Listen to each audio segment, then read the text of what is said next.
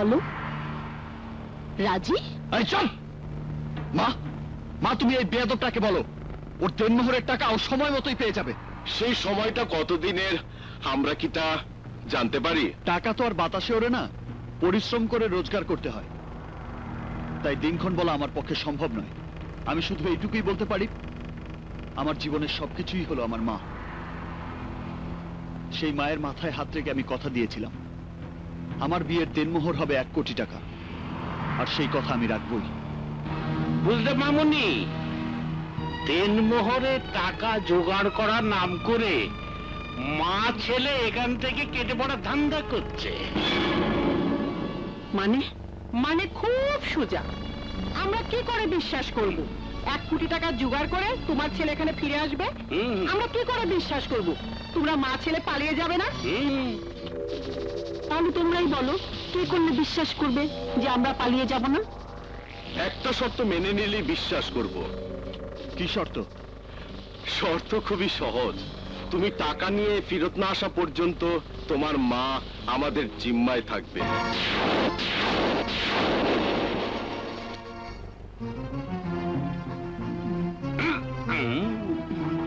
কি রাজি?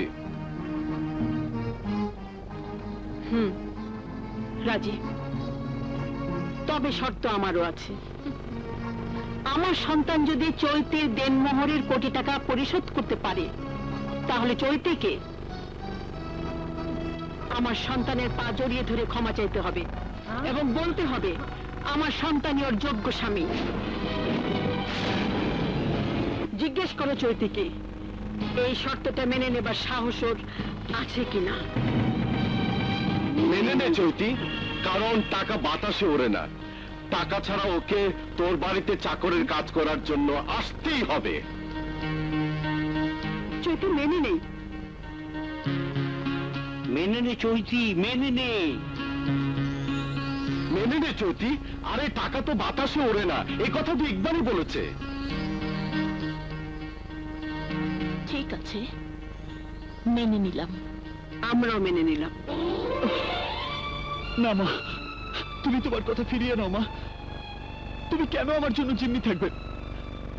আমি সন্তান হয়ে এত বড় শাস্তি, এত বড় কষ্ট তোমাকে দিতে পারবো না মা।